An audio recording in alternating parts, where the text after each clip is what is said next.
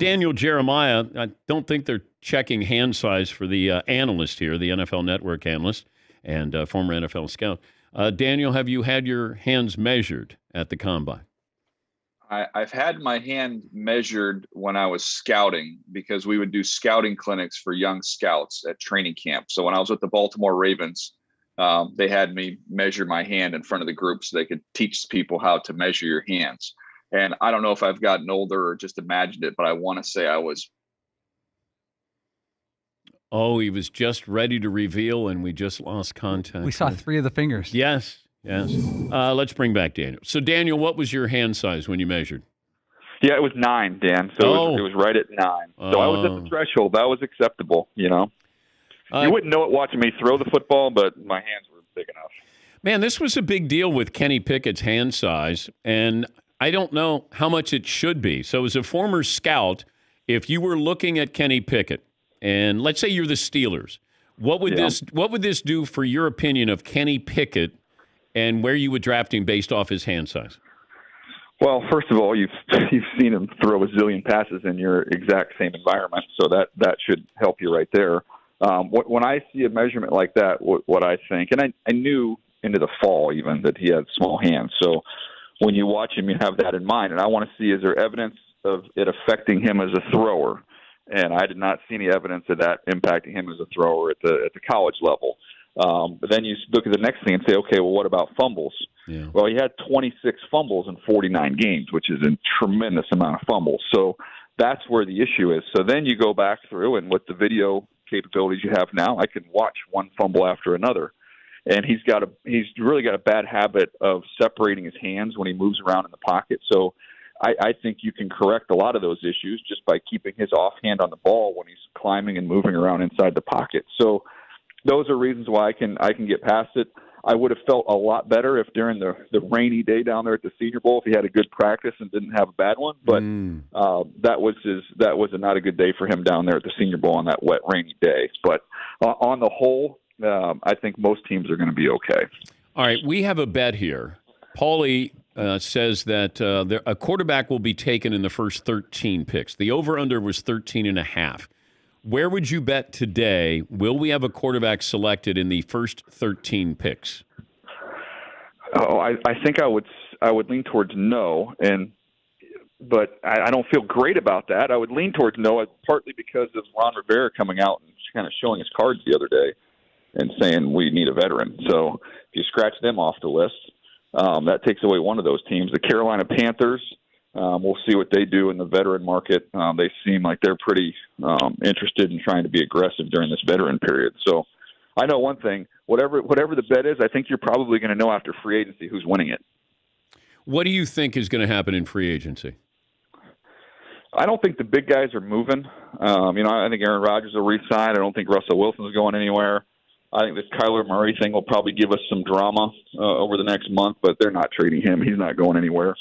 So then you start looking at, Deshaun Watson and that whole situation and waiting for the legal process to kind of clear up to see who's going to be, who's going to be aggressive in that way. It's unlike anything we've seen with his situation. I mean, the guy, I think he's 26 years old. Dan, he's he's absolutely in the prime of his career. And as a player, he's a top 5 player at the most important position. So that's a different scenario than I've ever encountered. Why don't we measure the hand size of wide receivers or make a big deal? I know they do measure, but why don't we make a big deal about the guys who actually catch the ball? Yeah, no, it's interesting. Absolutely, we do measure it, and it gets discussed some in the room. But I think I've seen some guys with small hands have some of the best hands in the NFL, so it hasn't been as much of an issue there. I think there has been some issues with more fringy quarterbacks, but quarterbacks with smaller hands having more of an issue of controlling the football than guys with smaller hands catching the football. But I mean, DeAndre Hopkins has, I think he might have 11-inch hands or something. He's got some of the biggest hands you've ever seen. He's probably got the best hands in the NFL. So yeah, I think there's a case to be made. Maybe we should talk about it more with wideouts than we do with quarterbacks. But there has been evidence of quarterbacks with small hands having issues controlling that bigger NFL ball. I just want to know how strong your hands are. I mean, grip strength. Yeah, and that's with wide receivers. It's like Jerry Rice and Chris Carter they didn't. Larry Fitzgerald didn't have good 40-yard dash times, but they had great hands, strong hands. That when they caught it, you weren't going to knock it out. And Cooper Kupp, like when we talk about this 40-yard dash thing, and I always tell my audience, you got to go back, decades ago when Paul Brown was looking for how fast you ran down on a punt return, 40-yard dash. We don't use the 40-yard dash in a game. It's very rare when you're running 40 yards. And that's why these cone drills, although I can't sit there and watch them, they're more important to me, I would think, as a scout. And you would know this obviously better than me. That's going to give me a better indication of, can you run a route? Do you have sharp cuts? Can you get in and out of these routes? How quick are you in the first 3 to 5 yards, 7 yards? And that's where Cooper Kupp was really good at the combine, whereas 40-yard dash was in the lower quarter of all of those guys who ran that year. Yeah, and it's a great point. With his 3-cone drill specifically, I think it was the best of any receiver in the draft that year, showing you that ability to be full speed and change direction. So you have a combination of things now, Dan. You have those shuttle drills, which show you some of the change of direction stuff. You have the GPS numbers for actual game speed that most of these teams can access, so you can see how fast he's in the game. Like a great example, Traylon Burks yesterday. I think we had him 4.55 from Arkansas. Well, he's faster than the secondary at Alabama, because I saw it with my own eyes. They couldn't catch him when he got out there in the open field. But as such a big guy, he's not gonna blow you away right off the line. But he's one of those build speed players. So I think you got to put all that stuff into the proper context. One thing it can do is it can alert you to the fact of maybe a guy's had a body change, and so he's running faster, in the 40 than maybe you saw him on tape. Maybe he's come back from an injury that you didn't know that he had. So it can kind of alert you to some things. If a guy runs faster or slower than you anticipate, I think it can lead you to maybe some good questions. But a guy like Cooper Kupp, it's a great lesson for everybody, which is, I don't know, he runs away from people on tape. His shuttle drills are off the charts. Let's not overthink this thing. He's Daniel Jeremiah. You can follow him on Twitter at Move the Sticks. NFL Network's live coverage of the Combine on-field workouts continues today at 4 Eastern. Running backs, offensive line, special teams. Where is the drama in this year's draft? I think it's what order these edge rushers come off the board, Dan. I think we're going to see a ton of them. We might see 7 or 8 of them go in the first round. I wouldn't be shocked if we saw a handful of them go in the top 10 picks. So to me, it's kind of how they're going to stack up. We'll see them work out. Tomorrow we'll get a chance to see those guys. It's as good of an edge rusher draft as I can remember. Not just in kind of having some real top end guys, but just the sheer number of them. So when you look around the league and you look at the team that just won the Super Bowl, and you look at the teams that are consistently good every year, they've got great quarterbacks and they've got a great pass rush. So while the quarterback group might be down a little bit, I think this is as good a pass rush group as we've had in a long time. So that to me is the exciting part, to see how these guys kind of sort themselves out. But I also wonder, with the success of Aaron Donald, are we looking for the next Aaron Donald? It feels like we got a lot of edge rushers. There's only one Aaron Donald. Yeah, and that's the problem, is that you get an Aaron Donald once every 20 years. You can keep looking for him, but I don't know if you're ever going to find one quite like that. Chris Jones, and we've got some other good ones that have had big time impacts. We've got a solid group of defensive tackles in this draft. What we do have, though, Dan, is we've got guys that can be versatile, and you can let them rush inside. I think let's go back in the time machine to that Super Bowl that the Giants won against the Patriots, where you saw Justin Tuck, who was a big defensive end, who went inside and just destroyed those guards. We've got guys like Trevon Walker, who's going to be 275 pounds, from Georgia, he can slide inside there and do things like that. Jermaine Johnson from Florida State can do that as well. I think a lot of teams call that their NASCAR package. You put 4 defensive ends out there and let 2 of those guys rush inside and beat up on these unathletic guards. I think that's what this draft has a chance to give you. If you're Kenny Pickett, do you walk around Indianapolis with your hands in your pocket? Or where? I don't know, but I found myself, and I've told you, I don't see it as a major deal. I'm okay with his hand size, but like even on the coverage last night, when we would show him on the screen, and if there's that that lower third graphic would be covering up his hands, and I'd be trying to look around it, like I got to see his hand. What does his hands look like? Oh, he got the meme treatment yesterday, though. Oh, Dan, my phone. I've got a lot of text messages, a lot of pictures, I'm going to make you the GM of the Colts. What do you do with Carson Wentz? Oh man, I think I'm trying to trade him.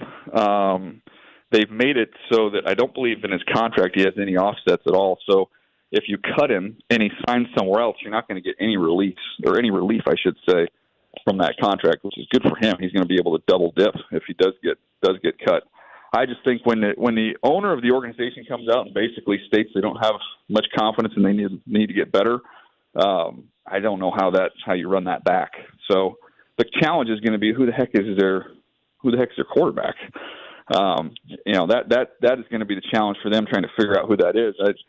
I think it's one of the easier quarterback positions to play in the league right now with their offensive line and run game and a pretty good defense. I don't think as much is going to be asked of that quarterback. So, I could see, I wouldn't be shocked at all if that was like you bring in a Mariota or a Trubisky or somebody like that on a pretty friendly deal and just see if they can put that offense on autopilot. How about you're the GM of the Eagles? What are you doing at quarterback?